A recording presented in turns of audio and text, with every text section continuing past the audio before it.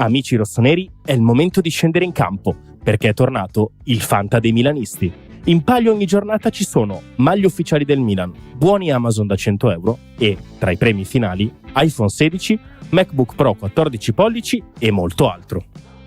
270 crediti per la rosa, mercato sempre aperto, ma soprattutto solo milanisti. Sfida gli speaker di Radio Rossonera e gli altri ascoltatori. L'iscrizione costa solo 19,99 € per tutta la stagione. Vai su fantalgoritmo.it/Radio Rossonera e affrettati, perché in caso di spareggio vince chi si è iscritto prima. Dal 1 di luglio cambiano i costi dell'abbonamento al nostro canale YouTube. Sei già abbonato? Ecco come fare l'upgrade. Vai sul nostro canale YouTube e clicca su abbonamento.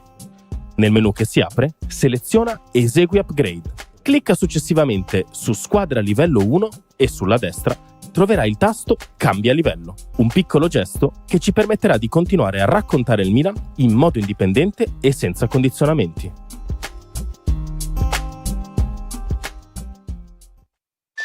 Benvenuto a Lunch Press, con trasmissione di Edoardo Matur.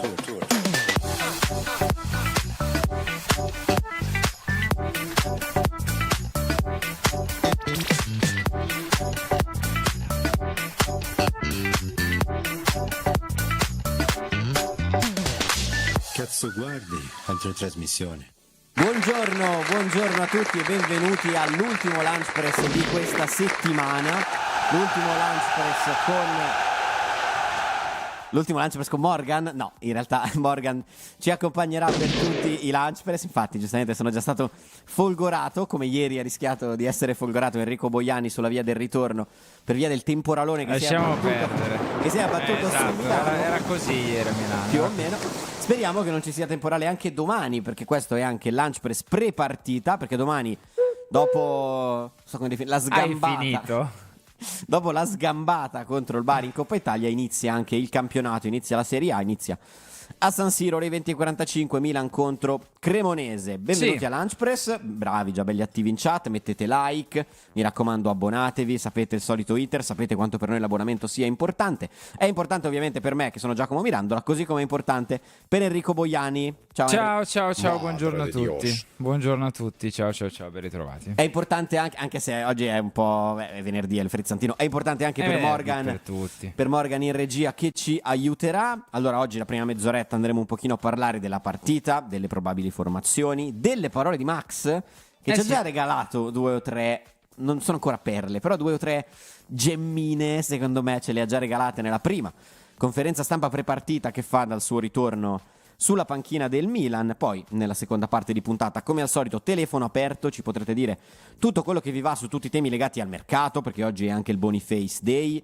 legati appunto alla partita e legati anche e soprattutto al tema cardine. Allora. Il Boni Day, al tema cardine di oggi, che sono appunto le parole di Max. Harry, sì.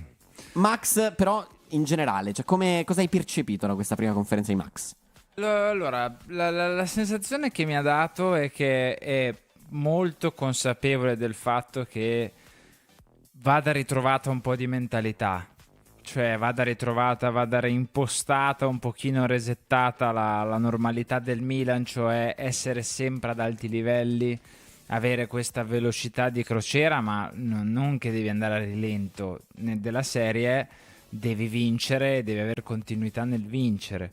Ha parlato appunto di questo, ha parlato del fatto che non ci devono essere up and down, cosa che invece è stata l'anno scorso, no? Tutto un up and down. Avevamo una prova del 9 dietro l'altra, un test decisivo dietro l'altro, ultima spiaggia dietro l'altra, e quindi esatto, e quindi non deve accadere questo. A me sembra molto conscio del fatto che questa cosa vada impostata fin da subito, messa in piedi fin da subito. Ha parlato anche di rispetto degli avversari, per me, perché sa che magari il Milan nelle occasioni importanti, ma anche l'anno scorso l'ha fatto, riesce a tirar fuori quel qualcosa in più, e che va, diciamo, normalizzata questa cosa, e quindi anche contro la Cremonese, il Lecce, l'Udinese, il Pisa, il Bologna, il Genoa, l'Inter, qualsiasi squadra tu hai di fronte, devi metterci la stessa mentalità.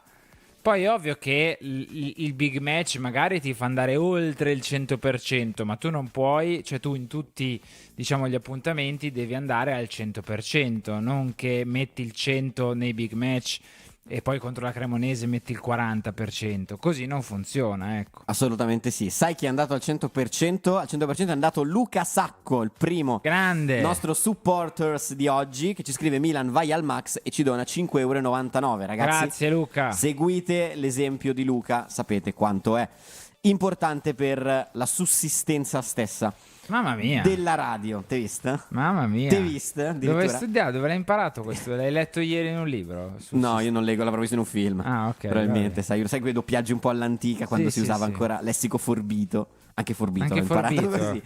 È un termine No, aulico, forbito. torniamo a noi. No, allora io ti dico, io ho visto Max un po'. Adesso mi prenderanno tutti in giro. L'ho visto quasi un po' emozionato. Con un po' di nostalgia. Ha parlato, più di una volta, ha detto è un anno che non tocco il campo. Poi sappiamo, insomma, l'ultima partita che lui ha fatto da allenatore in panchina, sappiamo come poi è finita in maniera magari per lui Divertente. ingloriosa, vista da fuori gloriosissima, però Vista dal vivo molto divertente. Vista dal vivo, io guarda, è una delle cose che ti invidio di più nella vita, perché secondo me c'è stato proprio da ridere Molto un divertente. sacco, però appunto non ha potuto saggiare il campo già nella partita di Coppa Italia proprio per via degli I strascichi precedenti, sì. di quella finale, però ho percepito una certa voglia di ritornare, ma quella tensioncina sana, quella che ti fa stare, come dici tu, comunque sul pezzo, che non ti fa sottovalutare gli avversari. Peraltro ne abbiamo parlato anche nel post partita con il Bari, è stato Sì. forse l'aspetto più positivo della Sì. gara, ovvero una non sottovalutazione. Ora è un inizio di stagione potenzialmente agevole, inteso come il calcio d'agosto, che sappiamo che è sempre delicato. Guardiamo per esempio l'anno scorso in cui il Milan inizia con un pareggio all'ultimo col Toro e poi perdendo col Parma. Sì. Quindi sappiamo che quanto sia difficile il calcio di agosto. Magari partire sulla carta contro Cremonese e Lecce può essere un vantaggio e poi tenersi big match per dopo la sosta, però giustamente bisogna stare concentrati sul pezzo e avere quella giusta tensione. Sì, anch'io percepisco, ha detto no, spero di non far danni domani, che i ragazzi mi regalino una vittoria perché è un anno che sono fermo e quindi devo ricordarmi un po'. Il celeberrimo, vediamo se mi ricordo ancora come si fa di Michael Jordan in Space Jam, no? Ha un po' secondo me questa sensazione qua, però lo vedo molto focalizzato sulla testa, sul fatto di essere squadra, sulla testa dei ragazzi, cioè il riportare in parte al Milan la normalità di essere un grande club, di avere una pressione tremenda, di dover vincere ogni santa domenica, di non poter sbagliare, di essere giudicati e criticati se le cose non vanno bene, cioè tutte queste cose che l'anno scorso sembravano come dei mali, delle cose nocive, no? Che bisognava tenere fuori dal Milan, vanno invece riportate dentro il Milan, cioè perdi 2 partite, c'è un clima pesante, è giusto che sia così, perché ma l'ha detto Allegri, perché se sei una grande squadra la normalità è vincere le partite, e io mi sono molto, tra virgolette, aggrappato a queste parole, perché ha messo tanto il focus su questo e spero che l'abbia fatto anche a livello di mentalità per i giocatori, quasi molto di più ti direi rispetto al piano tecnico-tattico, e io sono molto d'accordo per questo momento storico. Soprattutto ad agosto. Esatto. Poi col tempo ci sarà tempo, modo anche di lavorare magari un pochino di più su scelte, decisioni e anche più sul campo, anche perché ha detto, quando parlava dei 3 davanti, ha detto vabbè, ci sono loro, c'è Leao, Pulisic, in qualche modo li buttiamo dentro, qualcosa combinano, no? Sì. Quasi un po' ridendo, però un po' è vero, cioè in questo momento qua con Cremonese, Lecce ad agosto hai le qualità anche singole per vincere le partite, anche senza Leao, ok? Devi metterci altro, sul campo per vincere le partite. Sicuramente, sì, interessante anche il tema dell'attacco. Adesso entriamo un po' più nel merito delle parole che ha detto, diciamo un po' più sui singoli, su quello che si può trasparire a livello di probabile formazione. Però è un fatto che domani in attacco il Milan, visto che molto probabilmente, ti direi sicuramente, l'attacco sarà composto da Pulisic e Jimenez. Se vogliamo vederlo come un tridente sarà Pulisic, Jimenez e Saelemaekers, sì. Con Leao fuori, con Boniface che chiaramente, sì, probabilmente l'ufficialità arriverà prima del calcio d'inizio, però credo che Boniface sarà a San Siro a vedersela.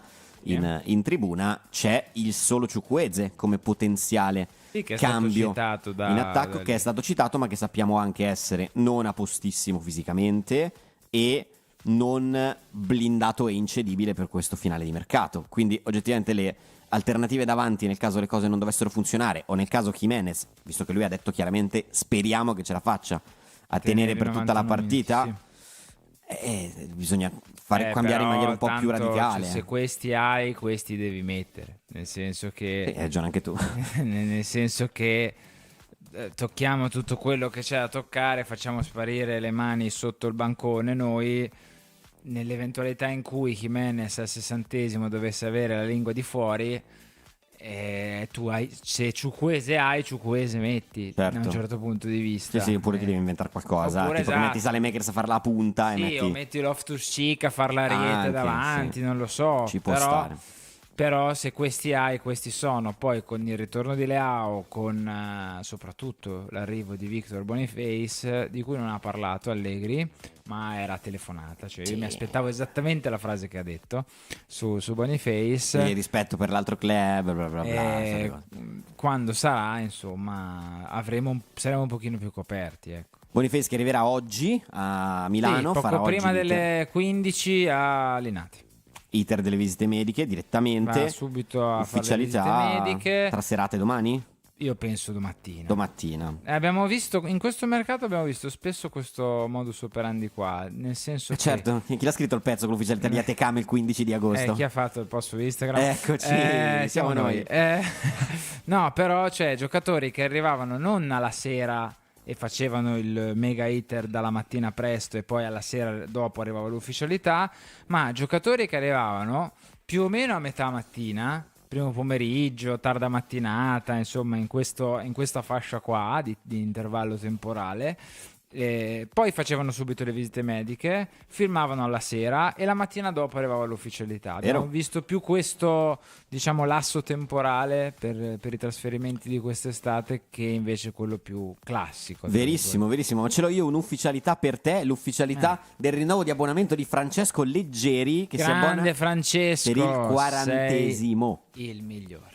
40 mesi sono 3 anni e un tanti. terzo, Sono tanti. 3 anni e un terzo. Tanti, tu sì che sei un vero supporter. Esatto, ma vi vogliamo bene soprattutto per questo, ragazzi, perché con il vostro supporto, anche se non sembra, magari qualcuno pensa che davvero non sia così, però davvero è il vostro supporto che ci fa andare avanti. Quindi grazie. Assolutamente sì, e che ci permette di rimanere così indipendenti, tra l'altro, e liberi di dire tutto ciò che ci pare, un po' come ha fatto Max, non proprio, però abbiamo parlato di attacco, scendiamo di un gradino, sì. Poi arriveremo anche alla difesa, lo sappiamo che è un tema, è il tema un po' più caldo. Scendiamo al centrocampo, ma non prima di aver ringraziato Fabio Rizza che ci dona 5 euro.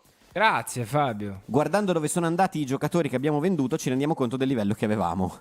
Effettivamente non abbiamo fatto cessioni proprio alle big, però va detto che a parte Reinders, che Reinders è in parte ciao, per il resto sì, perché il Newcastle è una big in emergenza, però in effetti sono anche i due giocatori, cioè il big che hai venduto vero big è Reinders. Sì, c'è Teo, però sappiamo che la situazione di Teo mica contratto, era tutto estremamente delicato. Poi adesso con tutto il bene, se io vendo Bondò non mi aspetto di venderlo proprio al Real Madrid, capito? Infatti Bondò è andato a Cremonese, cioè che è probabilmente in questo momento una buona palestra anche per lui. Sì. Parlavamo di centrocampo. Ora, a livello di sempre di probabile formazione, il trio di centrocampo è previsto, o almeno prima di questa conferenza era previsto quasi certo che fosse lo stesso visto all'inizio contro il Bari, quindi con Samuele Ricci, non Pippo, Samuele Ricci in cabina di regia, con alla sua destra Ruben Loftus-Cheek, alla sua sinistra Youssouf Fofana. Sì. Però ci ha insinuato un micro dubbio. sì, e non come avrei pensato io con Ardon Yashari, ma con Luka Modric, Con dicendo Luka Modric. valuterò oggi, ci sarà ovviamente la rifinitura pre-partita, valuterò oggi se c'è la possibilità per Modric, di cui ha sostanzialmente garantito la presenza domani, che sia dal primo minuto a gara in corso, capirò oggi se Modric può giocare dal primo minuto o subentrerà. Cosa ci Quindi aspettiamo? Modric in mezzo a Loftus-Cheek e Fofana? Al posto di Ricci? Sì, immagino. Sì, beh, per me la mezzala la può fare, non ha sì, proprio adesso però la corsa, immagino magari. che sia quella l'idea. Credo. Suggestivo, è ovvio che io ho sempre detto da quando è arrivato, io capisco, l'ha anche ribadito Allegri, non ha più l'atletismo di 10 anni fa, che comunque aveva 30 anni, quindi era già non di primissimo pelo. Quindi andrà gestito nel corso dell'anno, dovremo gestire la sua annata, tutte cose che sapevamo, ma d'altra parte io ho sempre detto, no? Voi siete allegri, al giovedì mattina, al venerdì mattina Modric si è allenato tutta la settimana e fa un allenamento in cui porta a scuola gli altri 5 di centrocampo, no? Anche se ha 40 anni, anche se magari ha giocato la partita prima, come fai a dirgli no, senti Luca, stai buono? Cioè, ma non tanto per Modric, che magari se glielo dici lo capisce, sta fermo e dice vabbè, ho 40 anni, mi riposo un attimo. Ma più che altro per te allenatore, che tu vedi questo che sta bene, che disegna calcio e devi decidere di non schierarlo. Non è semplice come situazione. Sicuramente meglio no. averla che non averla, questa difficoltà. Però cioè, se sta bene Modric, se dimostra di star bene, per me deve giocare. Certo, ma infatti anche in chat tendono a essere d'accordo con te, dicono Modric deve essere titolare, non scherziamo. Sì, avete ragione, però contate che Modric è arrivato assieme a Jimenez, sì, è arrivato ma piuttosto fa un tempo, che era già pieno agosto, però non ha quindi... senso. Poi Allegri sì, no, per me giocherà di sicuro. Allegri si è soffermato sul i giocatori fondamentali nel calcio di oggi sono quelli delle ultime mezz'ore, perché con 5 cambi sono loro che ti fanno vincere davvero le partite e i campionati. Qui invece parlava di Ardon, secondo me.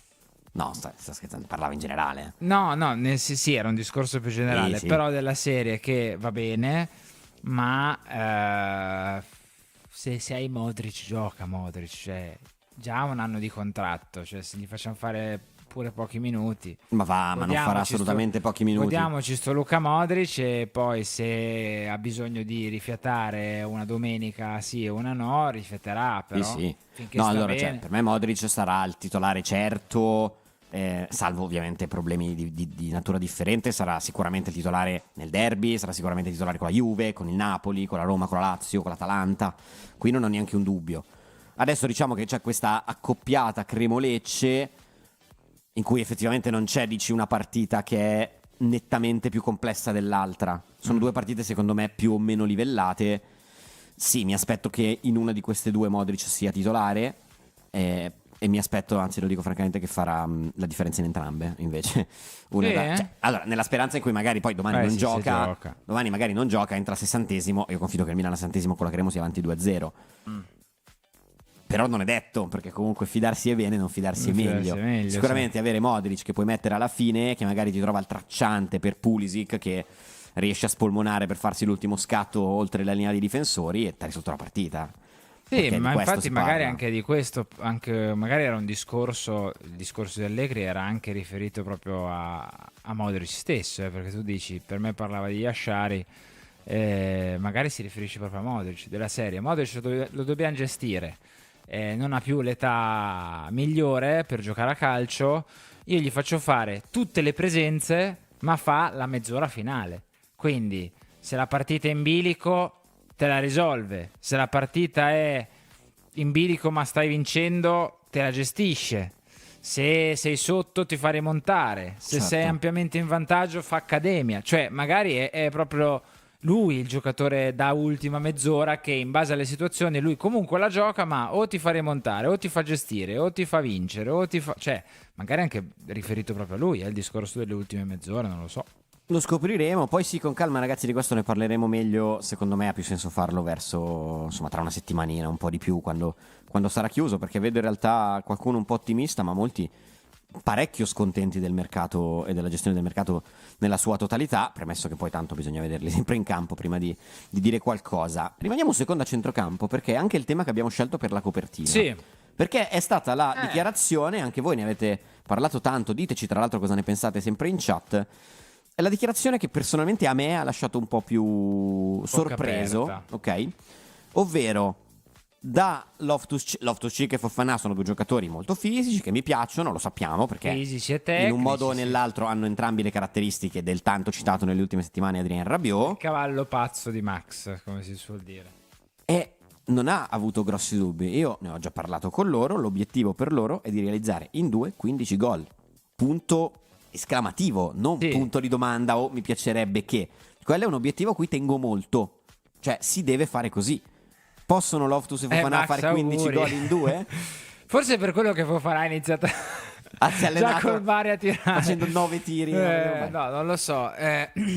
Allora, io dico questo su Loftus-Cheek. Io dico che Loftus-Cheek è un giocatore che ha dei mezzi fisici, dei mezzi tecnici, per cui il fatto che a livello di testa non sia sempre al 2000% e a livello fisico non sia quasi mai al 2000%, fanno sì che sia davvero un gran peccato e uno spreco. Perché è un giocatore che se avesse un'altra testa e un'altra continuità fisica, proprio a livello di resistenza muscolare, parleremo di uno dei centrocampisti davvero più forti della Serie A. Perché guardate che con quei centimetri, quei chili, quel dinamismo e quella tecnica, ce ne sono pochi in giro. Per fisicità io ho sempre detto, beh, ricorda Milinkovic-Savic, Sergej. Il punto è che poi mentalmente si ricorda di giocare a pallone ogni tot, fisicamente l'intervallo è ancora più lungo. Quindi succede questo, ma che abbia le caratteristiche di essere un top, le caratteristiche come giocatore, non che lo sia. Io sono straconvinto. Forse un filino meno Fofana, che però compensa e va anche ben oltre Loftus-Cheek con la professionalità, con l'integrità fisica, con la concentrazione. Perché l'anno scorso io di Fofana ricordo, a parte quel mesetto in cui ha avuto quel passaggio vuoto di errori gravi da matita blu, il gol che prendiamo col Cagliari, no? Ti ricordi che non fa fallo, che non insegue l'avversario, eccetera. E però ricordiamo quell'errore di Fofana. Ha avuto un mesetto e mezzo in cui giocava da 5,5-6, ma per il resto ha fatto una stagione più che discreta lui. Fuori ruolo. Sì, tra l'altro. Quindi che loro due possono fare con Allegri una stagione importante, sì, d'accordissimo. Che in 2 facciano 15 gol... Sono tantini, contando che o Fofana... si augura che Leao e Pulisic sgroppino e mettano a rimorchio e basta. Non lo so, no, secondo me se ne ha chiesti, lo dico franco, se ne ha chiesti 15 a Fofana e Loftus in coppia, per me vuol dire che ne ha chiesti non meno di 15 a Leao da solo. Beh sì. Non meno, e secondo me se ne aspetta 12. E idem dal Bebote. Secondo me quelli sono i numeri che ha in testa lui. No, più che o altro meno. posso dirti. Poi sappiamo che nelle sue squadre non è che segnano proprio per tutti, me ci dà anche un'altra mezza indicazione. Ha chiesto 15 gol da Fofana e Loftus-Cheek. Quindi che nella sua testa siano loro i titolari come mezzali? Sembra improbabile vista la spesa di Yashari. Però se tu compri, va bene. Secondo me invece accoppiandoli così può anche averli messi inteso come tipo uno alternativo all'altro. Sì, Quindi quello slot lì di campo deve fare 15 gol, la che sia mezzala uno di che sia destra l'altro. deve fare 15 gol. Può essere tra il essere titolare e questo. contando che magari lui ha in testa di fare diverse partite in cui una gioca 60 minuti Loftus e 30 Fofana e l'altra gioca viceversa. 60 Fofana. Può essere, per me Yashari con quell'investimento lì come fai a farlo stare? Mediano direi che è meglio, non mi sembra proprio. No, mediano sono Ricci e i mediani sono Ricci e Modric.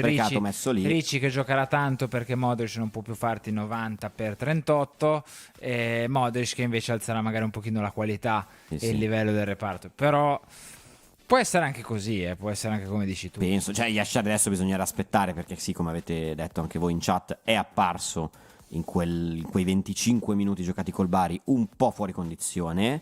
A me personalmente è apparso anche un po' teso probabilmente, però San Siro è sempre San Siro, il Milan è sempre il Milan. Secondo me bisognerà aspettare post sosta per vedere i migliori Yashari. Sì. Andiamo sulla difesa. Ok, allora la difesa di domani è presto fatta, nel senso che ci saranno Se la volete vedere come una difesa a 3 e un centrocampo a 5, gli esterni saranno Saelemaekers ed Estupinian con Pavlovic a sinistra, Tomori a destra, Gabbia in mezzo. Vedremo se De Winter subentrerà. Oppure se la volete vedere come una difesa a 4, Saelemaekers sarà più alto come ala a destra, diciamo, con Tomori a destra, Estupinian a sinistra e in mezzo Pavlovic e Gabbia. Ora, gli è stata fatta una domanda. Sì. A cui lui ha risposto in maniera un po' banalotta, cioè un po' scontata, però secondo me a livello non verbale, come hai notato soprattutto tu, a livello non verbale qualcosina ha fatto capire, ovvero Sì. sei soddisfatto del mercato? Lui sì, sono soddisfatto del mercato, si lavora bene, che tutti mi danno Sinergia. tutto, sono soddisfatto dei giocatori che ho, pipum pipam pipim piper, 4 difensori centrali vanno bene, bla bla bla. 2 possono fare il terzino destro, eccetera. Sì. Però io tra le righe, quando ha aggiunto mancano ancora 10 giorni al mercato, la società non si farà trovare impreparata e quelle altre frasi lì, per me ha dato un pochino l'idea del ragazzi, io te la parafraso, detta proprio in maniera schietta. Per me Allegri questo voleva intendere. Io posso anche fare così, se restiamo così e se non succede altro. Per me questo ho voluto dire. Io posso anche far con questi, non c'è problema, tanto l'obiettivo è la Champions, quindi a me che me frega. Io faccio anche con questi, nessun problema, figuriamoci. Avete fatto cose anche giuste, questo mercato va benissimo. Però se ci fosse la possibilità di migliorare anche lì, non è che mi fa schifo. Ecco, io l'ho letta così la dichiarazione della serie. Io ci sto, sono contento, va bene, ok? Poi se mi porti un difensore più forte di quelli che già ho, in aggiunta, visto che abbiamo anche spazio nelle liste, schifo non mi fa.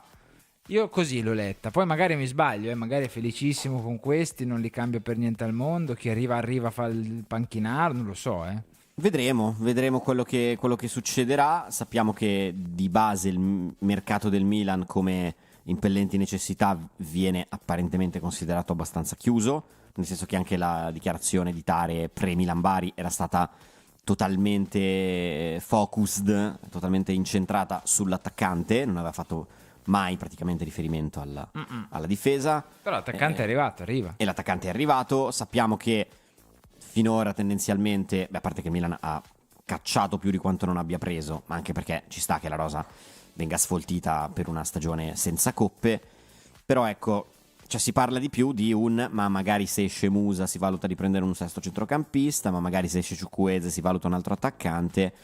Però visto che in difesa non uscirà nessuno, esatto. non si parla mai in realtà concretamente, a parte noi che ovviamente ne parliamo spesso, tanti ne parlano spesso perché sembra un po' l'ultimo tassello che manca, ecco, del non difensore. Lo so, io sono curioso di sentire, spero che lo faccia, anche se non lo so, magari proprio perché siamo dei giorni caldi di mercato, evita, non lo so, anche se col Bari non ha avuto problemi, poi ce l'ha messa tutti in quel posto, perché ha parlato di Højlund facendo nome e cognome è un'opzione, Vlahovic nome e cognome è un'opzione, poi ha preso Boniface, però magari domani se dovesse parlare nel prepartita Tare riceverà la domanda, quindi siamo a posto?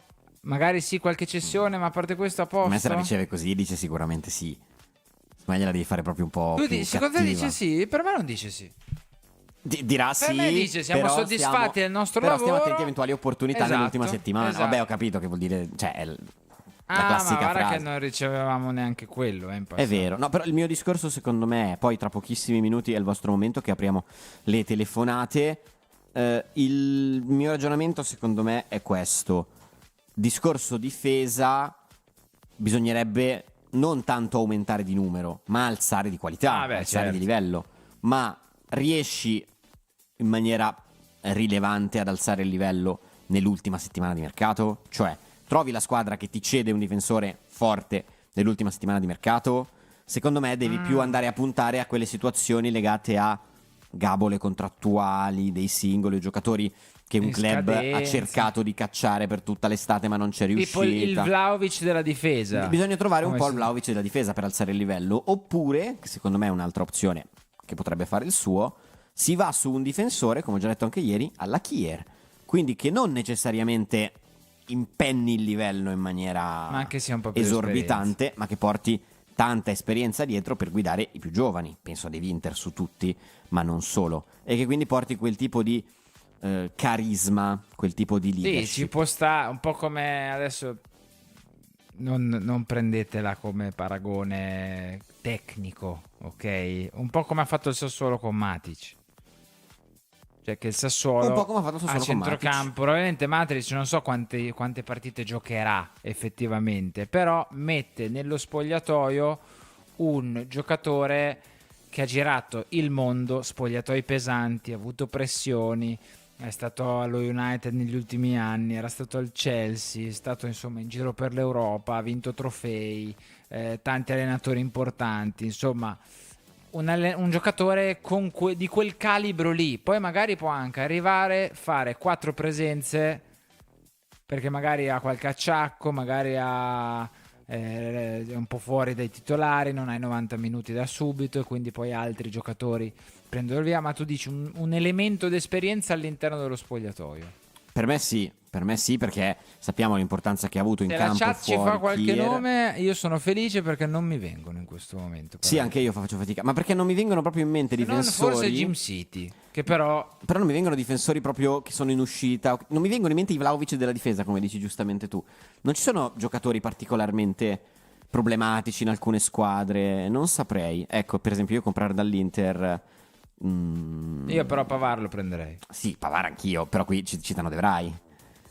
No. Capito? Cioè, non uguale, ci sono le De Vrij no. categorie. Cioè, capisco, ci può stare come concetto, cioè il De Vrij. Intanto, Morgan, apri le telefonate se puoi, metti il numero in sovraimpressione. Grazie, caro. Il De Vrij ci sto.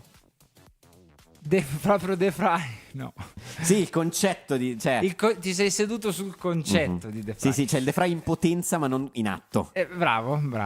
Tirando fuori un po' di filosofia. Mia. Filosofia Oggi spicciola. cuciniamo come si Sì, ecco, questi. Ecco, dai, andiamo a leggere un po' di nomi che sono usciti. Vabbè, Thiago Silva è uscito in tutte le salse, ragazzi. Thiago Silva sarei il primo a dirvi sì, lo vado a abbracciare, lo prendo, mi imitato la sua faccia sulla mia faccia. Okay? Piango proprio male. Però non credo che sia fattibile, purtroppo, come cosa. Ci sono un po' di nomi: Sule, Alaba, Laporte. Zule. Sì, hai ragione. Alaba, Laporte. Vediamo se anche il primo ascoltatore di oggi ha qualche nome esotico da farci. Io mi prendo Laporte. Ciao, come ti chiami? Ciao ragazzi, Riccardo da Pavia. Ciao Riccardo, come stai? Riccardo. La mia coppia preferita, così faccio subito assolutamente. Un endorsement. Parla di Pavlovic e Gabbia. A proposito di endorsement, mi prendo 10 secondi per difendere Enrico, lo faccio sempre nei commenti. Se tutti mettessero iscrizione e like, che non costa niente, lui non dovrebbe ripeterlo tutte le volte. Bravo! Aperta e chiusa parentesi. Bravissimo, bravo. Comunque, sono io che mi sono seduto sul concetto di De Vrij nei commenti. Ieri mi sono andato a guardare un po' di difensori in scadenza 26 e tra questi c'era De Vrij, ho detto perché no, ho pensato perché no, tra cui c'è anche Sule, Alaba, c'è Demiral, che è un po' più giovane anche, c'è Rudiger, ma insomma la vedo difficile. Non mi allargherei. Però ci sono, non è che non ce ne sono, difensori centrali ci sono. A proposito di difesa, volevo chiedervi questo. Allora, anch'io sono fissato con il gioco delle coppie come il grande Giacomo Mirandola. Scusate, come il grande Giacomo, come il grande Jack. Domanda, ma De Winter, ok, voi l'avete messo in quella formazione come dice Gabbia, comunque come parte della coppia con Gabbia. Ma De Winter io pensavo fosse un braccetto di destra, così come Atekame, che è stato messo, che avete messo come vice braccetto di destra, io lo vedo più come vice Selemakers con Jimenez, che poi, aperta e chiusa parentesi, vorrei sapere da voi se Allegri lo valuta, non lo valuta, eccetera, con Jimenez possibilmente magari vice Stupinian a sinistra, visto che lo può fare. Quindi ecco, questo per dire che non è tanto il vice Pavlovic che manca secondo me, ma più proprio il vice Gabbia, comunque meglio ancora un titolare al posto di Gabbia. Ecco perché dicevo Devrai, Sule, questi giocatori qui, perché a mio parere è quello proprio che manca, il difensore centrale dei tre che guida la difesa sia da un punto di vista di carisma sia da un punto di vista di campo, di tattica, perché in effetti il vice Pavlovic lo può fare anche Bartesaghi, penso, no? Che è ancora in prima squadra, non credo faccia il quinto di sinistra perché non ce lo vedo. Secondo me Allegri lo vede più lì, anche perché io sono convinto che noi partiremo con un 3-5-2 poi dinamico che si evolve in 4-3-3 e non il contrario.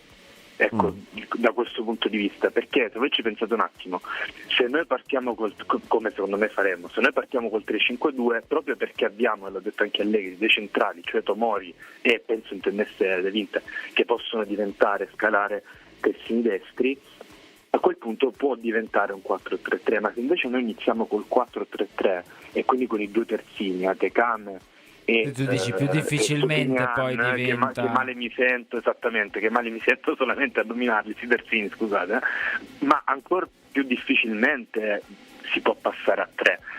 Ecco perché a parte che io Allegri che mette una difesa a 4 con due dei centrali che abbiamo e poi Stupinian che è un quarto di centrocampo secondo me, e Atecame Terzini proprio non ce lo vedo minimamente. Comunque per quanto riguarda invece Modric, non capisco perché si continui a pensare che è venuto qua a fare, non lo so, la riserva di lusso. Modric sarà titolare tutto l'anno, ragazzi. Speriamo. Cioè, è inutile ed è anche giusto che sia così. Caspita, l'ha fatto Ibra quando è arrivato a 40 anni fa, e Ibra aveva avuto già degli infortuni pesanti, tra cui se non sbaglio un crociato con lo United, e non può farlo Modric, l'anno scorso ne ha fatti 40 al Milan, cioè dai, non scherziamo. Un abbraccio ragazzi. Ciao Riccardo, ciao. Buon weekend. Ma infatti io credo che nel sogno di Allegri ci sia un De Winter o un Tomori che inizia davvero a imparare a far bene questa doppia fase, cioè sia terzino che centrale, ma il punto è far sì che De Winter diventi magari titolare in questo, cioè tu parti con una difesa 3 in cui De Winter fa il braccetto e un esterno largo è Stupinian, l'altro esterno largo è Salmaker, quindi la camaleonticità della formazione è molto fattibile perché Stupinian si alza, Salmaker si abbassa, De Winter si stringe, difesa a 3.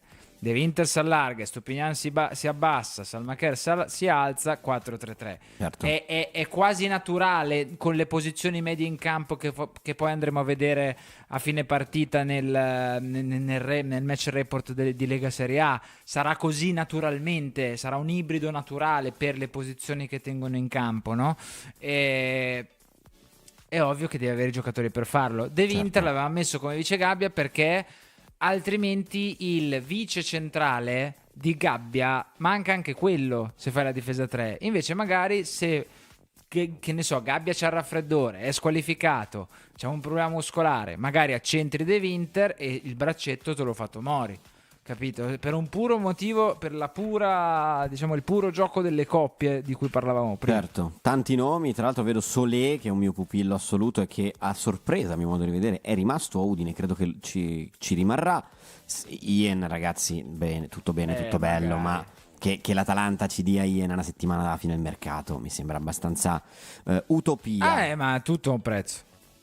Sì, ti ricordo. Sì, però no, ma tutti ti danno tutti se paghi quanto chiedono. Cioè... Sì, no, beh, la vera l'Atalanta non ha incedibili, però vediamo. Andiamo al telefono. Ciao, come ti chiami? Ciao, sono Angelo. Ciao Angelo. Ciao Henry, siccome noi possessori del Mac non risultiamo mai quando siamo iscritti, ti dico che mi sono iscritto. Grande Angelo, sei il migliore. No, migliore no. Diciamo bene.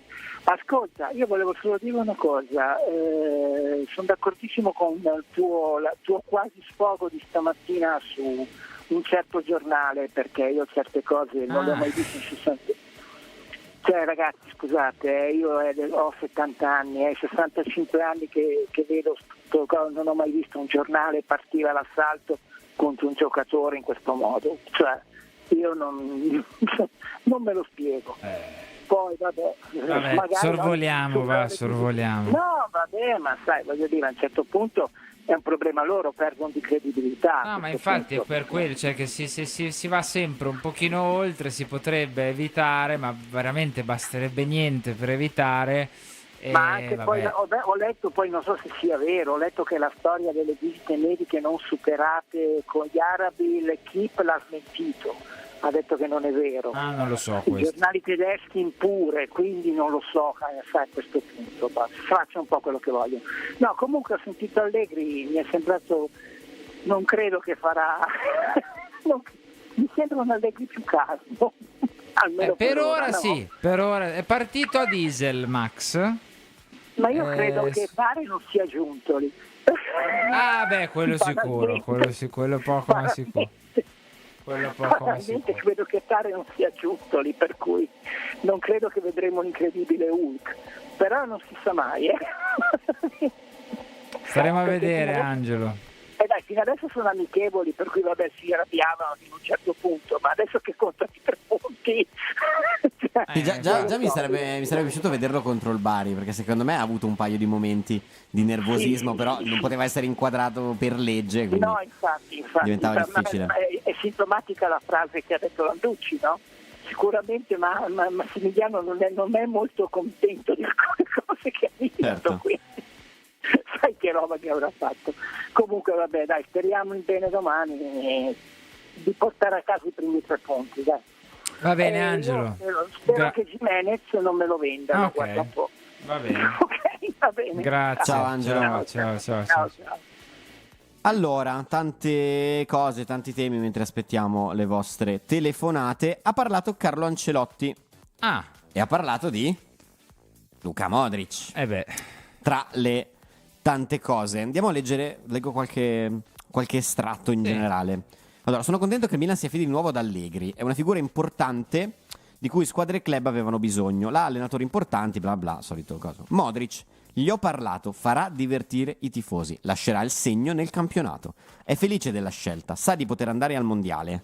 Quindi vuol dire che Modric non parte con l'idea di dire mi faccio una stagione l'ultima Sì, pantofolaia, esatto, ma no. ce l'ha il focus.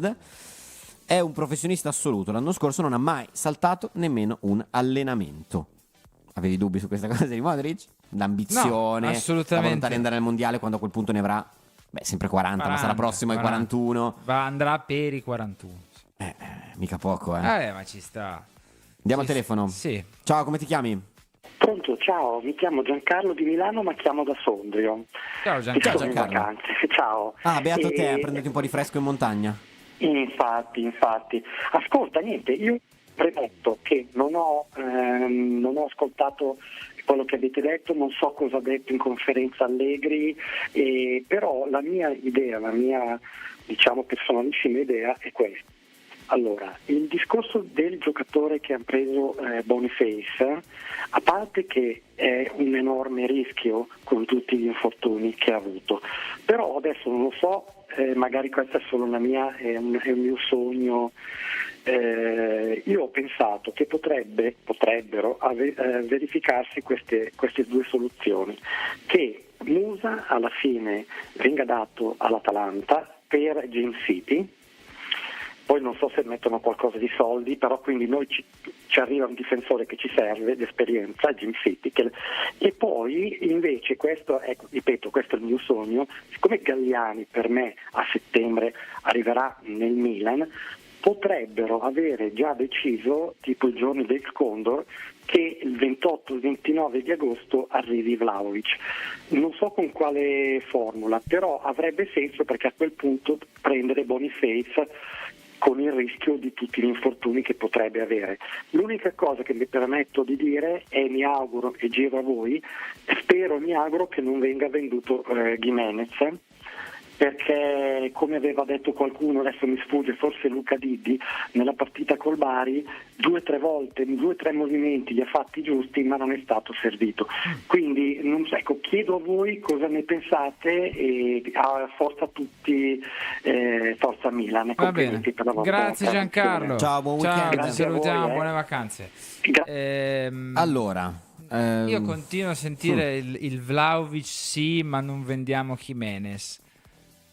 È proprio logicamente e logisticamente non ha tanto senso. non funzionale questa non ha tanto cosa. senso. Cioè, perché altrimenti cosa fa? Boniface butti sti 4 milioni, non gli fai vedere campo un anno? Perché giocano Vlahovic, Santiago, Leao e Pulisic. Oppure cosa fai? Prendi Vlahovic ma gli dici va bene, ti faccio un contratto di 4 anni, però il primo abbiamo il prestito Boniface, quindi deve giocare lui, e quindi Vlahovic il primo anno non lo gioca, quell'ingaggio lì. Oppure cosa vai a dire a Leao e Pulisic? Lo puoi prendere l'anno prossimo. Cosa vai da Leao e Pulisic e gli dici ragazzi, stanno si fa gli esterni a tutta fascia perché abbiamo già 2 punte. Cioè io capisco che ci sia la volontà magari di volere anche Vlahovic perché cambieresti in maniera importante anche un pochino l'umore attorno al Milan. Sì, un po' di entusiasmo, no? Vlahovic lo porta. Porterebbe entusiasmo Vlahovic e sarei il primo a essere entusiasta di Vlahovic, ma non avrebbe senso il tenendo Gimenez. Cioè o tu tieni Gimenez e dici i miei 4 attaccanti quest'anno sono Pulisic, Leao, Gimenez e Boniface, fine dei discorsi.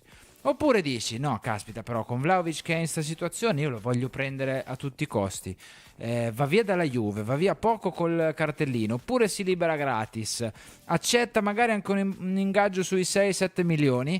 È un'occasione perché io credo in sto ragazzo, lo voglio prendere a tutti i costi, e allora però devi vendere Gimenez, perché sennò o non prendevi Boniface, cioè sennò non si spiega. Allora non prendere Boniface rappresentava poi un rischio, perché se si tratta veramente, e se dovesse accadere sarebbe da ultimissimi giorni di mercato, se poi succede qualsiasi cosa sei appeso. Ah no, appunto. Quindi era un pochino rischiosa. Poi sappiamo che comunque negli ultimi giorni di mercato si può chiudere anche qualche trattativa importante, perché io vi ricordo, come ho fatto anche ieri, che visto che si parla tanto di difesa, Malik Thiaw arriva l'ultimo giorno di mercato per tra l'altro 4 milioni. Certo, quando arriva Malik Thiaw non è che c'è un entusiasmo da spostare, non è Vlahovic da spostare le montagne, però intanto arriva a 4 e viene venuto a 40 2 o 3 anni dopo, e tutti più o meno universalmente lo consideravamo il miglior difensore difensore del Milan, di quelli che aveva. Quindi diamo il telefono. Ciao, come ti chiami? Sono Mauro, un abbraccio grandissimo. Ciao Mauro, come stai? Bene, voi? Sì, dai, tutto ok. Te lo diciamo domani nel post sono partita. passato per Pesaro. È passato per Pesaro? Sì, ti è ho piaciuta? Il presentatore, sì, la piazzetta molto bella, ho mangiato anche molto bene. Detto questo, 2 paroline su Tare, direi che mi piace, mi era sempre piaciuto, perché uno che comunque si era destreggiato a lavorare con Lotito, penso che si sia fatto un bel mazzo, una bella quantità di esperienza e di sapersi muovere. L'ha dimostrato soprattutto nelle uscite, perché come voto di vendita io gli darei 10, atteso che Reinders non l'ha venduto lui, ma gli è stato venduto da altri, no? Un po' meno sugli acquisti, perché evidentemente mentre nelle vendite i paletti non ci sono, negli acquisti i paletti ci sono e sono ben presenti, e sappiamo che sono finanziari più che tecnici. L'unica osservazione che volevo fare è che la cosa che mi piace meno, perché il centrocampo mi convince, se Boniface sta bene mi convince anche l'attacco, certamente la difesa non mi convince, e bastava, secondo me, visto che ha incassato 200 milioni e non ne ha spesi neanche la metà, bastava giocare a 4 come voleva Allegri, e invece di prendere Aketame si andava su 2, si spendeva un attimino di più visto che si aveva la possibilità, e si faceva il gioco che prediligeva Allegri, e mi riferisco a tutti quei sottintesi che avete detto voi nella conferenza stampa di oggi. Buon weekend, ragazzi. Grazie Mauro. Ciao. Allora, su questo però, prima poi di lasciarti parola, ieri recuperatelo se vi va, credo fosse tra l'altro la parte diciamo conclusiva. Al talk abbiamo un po' dato i numeri su soldi incassati dalle cessioni e soldi spesi sul mercato. È vero, il Milan ha incassato più o meno 200 milioni, però non è vero che non è spesi neanche la metà. No, ne ha spesi 140. È un 140 se vogliamo già contare, diciamo, il riscatto. Con il prestito, esatto, se no ne ha spesi di Boniface. Però i soldi 120, 115, 140 spesi, 180, 200 più i bonus di Reinders incassati a seconda dei riscatti sia in entrata che in uscita. Esatto, quindi è vero, come dite giustamente voi, che i soldi ci sarebbero, nel senso che sono stati incassati, anche se poi, come sappiamo, probabilmente verranno utilizzati per andare a tappare i vari bilanci, coi buchi della Champions, bla bla bla, ma adesso non entriamo nel merito, anche perché lì per esempio Reinders va in un discorso, gli altri vanno in un altro, l'eventuale riscatto di Boniface andrebbe in un terzo discorso ulteriormente, però ecco, non è vero che il Milan ha speso meno della metà, questo no. No, ha speso un po' di più della metà. Ha speso un po' più della metà. Poteva e potrebbe spendere di più? Sì, poteva spendere magari... Per me può spendere anche $500 miliardo, mi frega. No, sì, a parte quello, no? Poteva spendere magari non l'esatta cifra, ma un bel po' di più della metà? Sì. Ecco, bastava quello forse. Però forse basta anche così, noi non lo sappiamo, il campo darà le risposte. Certo. È ovvio che se tu guardi la squadra, io penso che tanti, se facessimo i classici sondaggi che poi faremo a fine mercato, se noi chiedessimo siete soddisfatti dell'attacco del Milan 25-26, forse l'80%, 85% ci dice sì. Siete soddisfatti del centrocampo del Milan 2026? Vi ispira fiducia? Per me più dell'80%. Forse arriviamo anche al 90%, ok? Però difesa. Alla difesa per me, se facciamo la stessa domanda, o abbiamo un 50-50 ad essere, siamo sotto la metà. ad essere ottimisti, o siamo addirittura sotto. Tutte cose che faremo poi a fine mercato. Sì, poi le faremo, anche perché magari arriva il regen di Beckenbauer adesso, noi non lo sappiamo, e il Milan lo compra. Regen è un termine di FIFA, sì, che io non so perché lo so, ma lo so. Videoludico, cioè prendiamo tipo il Lecce ha preso questo ragazzo tedesco Siber del 2002.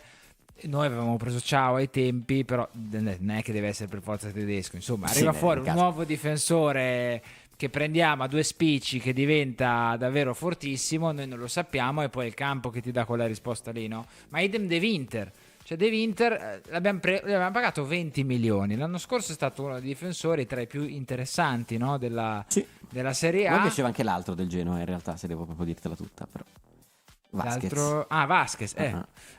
Dicevo, è stato uno dei difensori più interessanti della Serie A. Magari viene qua, resta a quel livello lì, magari viene qua e diventa un centrale di riferimento per il campionato italiano, certo. Po' come fece, voglio esagerare, Bremer dal Toro alla Juve. Poi Bremer era già di un livello superiore perché aveva un fisico, una padronanza clamorosa, però magari il passaggio può essere lo stesso, cioè da squadra media di Serie A vado nella Big e magari faccio bene anche nella Big e mi faccio vedere come uno tra i migliori difensori nel campionato, ecco.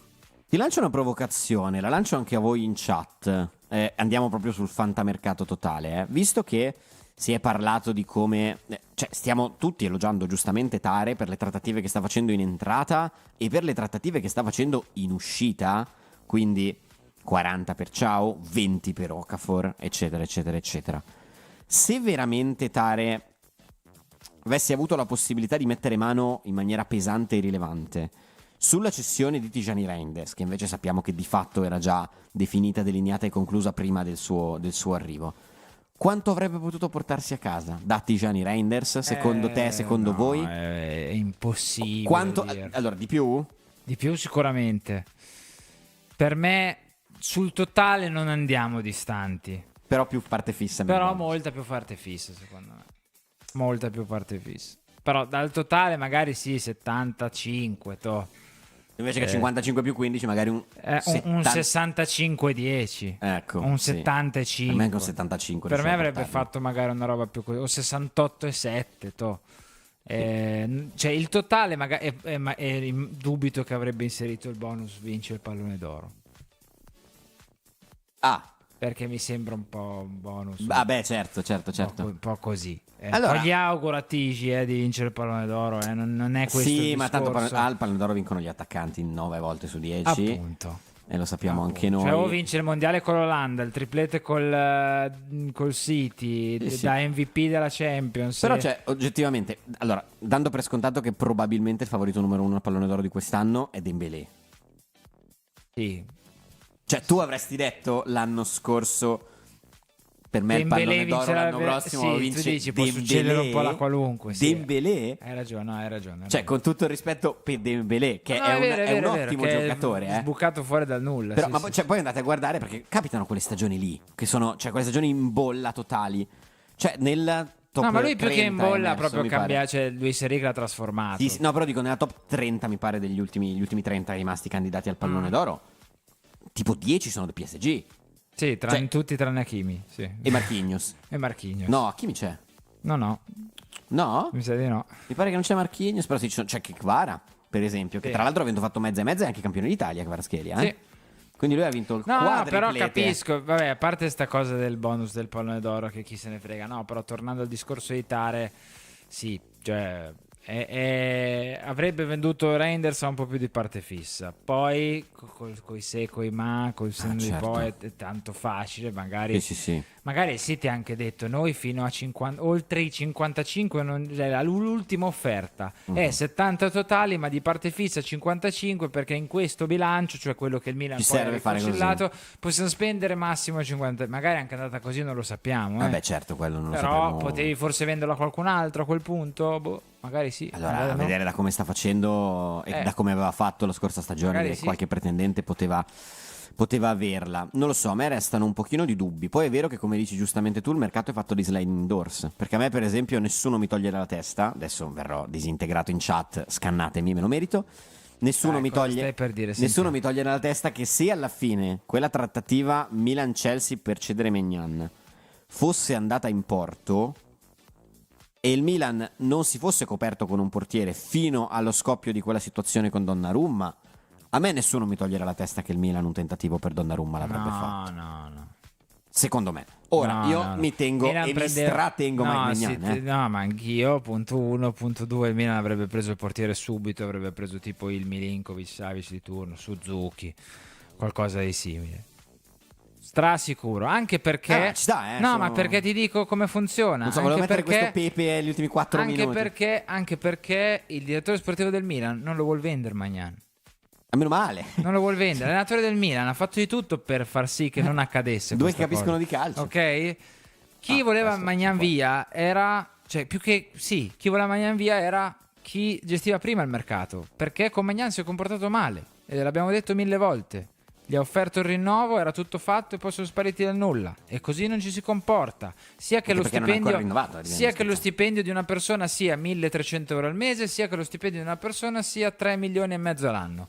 La cifra non cambia il comportamento che tu devi avere con un tuo dipendente, una persona a cui dai la parola, stringi la mano e fai un accordo, ok? Quindi sarebbe andato via, sarebbe arrivato Suzuki o Milinkovic Savic o un portiere del genere.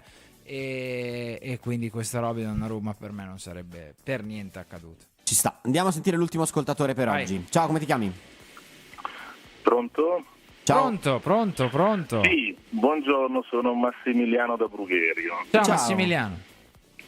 Buongiorno, senta, io ho ascoltato solo l'ultima parte purtroppo della vostra trasmissione, però mi stava a cuore avere un vostro parere su ciò che sta accadendo attorno a Victor Boniface per quanto concerne la campagna mediatica che gli sta facendo contro la Gazzetta dello Sport, che trovo onestamente assolutamente fuori luogo, ancora prima che il calciatore si sottoponga alle visite mediche, tutto questo accanimento sui suoi trascorsi di infortuni, sul fatto che sia un ripiego, che sia una riserva. Io ho visto giocare il calciatore non solo nel Bayern Leverkusen, anche contro di noi in Champions League, e secondo me è un crack, è fortissimo, molto più di Højlund e di Vlahovic, ve lo dico proprio chiaramente dal mio punto di vista. O passare per un calciatore quasi menomato o non al 100% della sua idoneità mi sembra veramente troppo.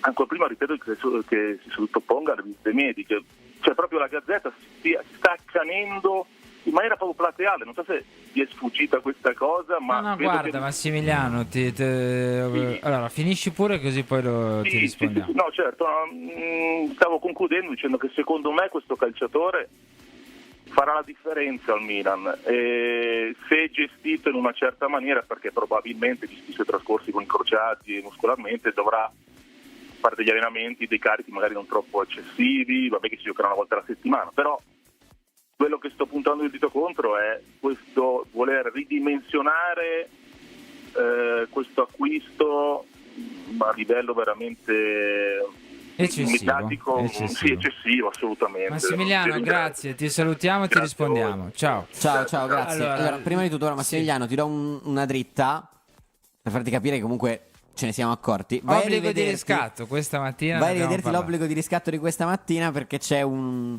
battuta. Ne abbiamo parlato. No, io ho voluto evidenziarla questa cosa per un semplice motivo, perché poi quando succedono cose in cui si va oltre, io non esagero, non punto il dito, al massimo rispetto di tutti i colleghi e non giudico minimamente il lavoro degli altri, motivi per cui vengono scritte certe, non mi interessa, non voglio entrare in queste dinamiche e polemiche. Dico solo che quando poi si va un pochino oltre e si esagera un po', facciamo la figura dei cioccolatai, non solo chi ha scritto o pensato, ma tutto il settore, perché poi diventa un macro argomento o un macro gruppo che è i giornalisti, no?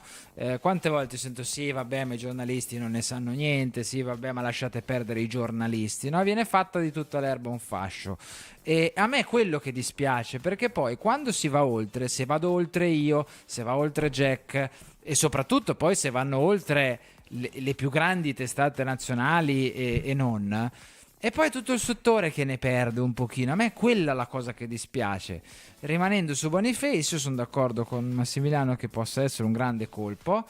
A questo punto, visto che arriva qua che è praticamente Luffy di One Piece inseguito da tutto il mondo con la taglia sulla testa, per come è stato descritto, mi aspetto dovesse far bene segnare che verranno dedicati pezzi, articoli, video eccetera eccetera, come sia magari invece integro, come sia magari sano, come sia l'attaccante più sorpresa, l'attaccante più decisivo, l'attaccante che non ti aspetti.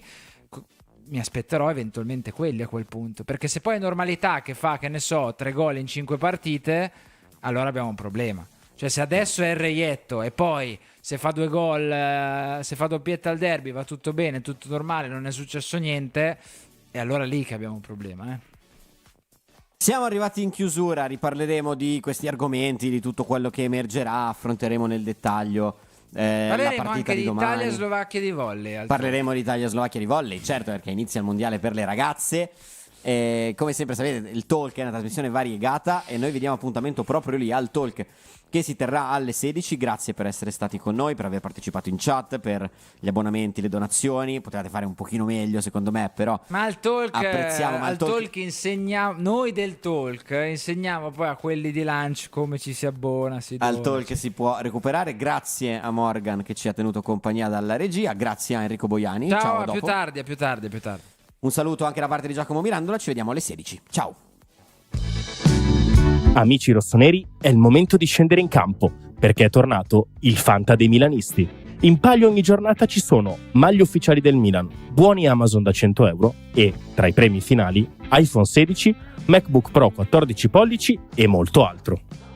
270 crediti per la rosa, mercato sempre aperto, ma soprattutto solo milanisti. Sfida gli speaker di Radio Rossonera e gli altri ascoltatori. L'iscrizione costa solo 19,99 € per tutta la stagione. Vai su fantalgoritmo.it/Radio Rossonera e affrettati, perché in caso di spareggio vince chi si è iscritto prima. Dal 1 di luglio cambiano i costi dell'abbonamento al nostro canale YouTube. Sei già abbonato? Ecco come fare l'upgrade. Vai sul nostro canale YouTube e clicca su abbonamento. Nel menu che si apre, seleziona Esegui upgrade. Clicca successivamente su Squadra livello 1 e sulla destra troverai il tasto Cambia livello, un piccolo gesto che ci permetterà di continuare a raccontare il Milan in modo indipendente e senza condizionamenti.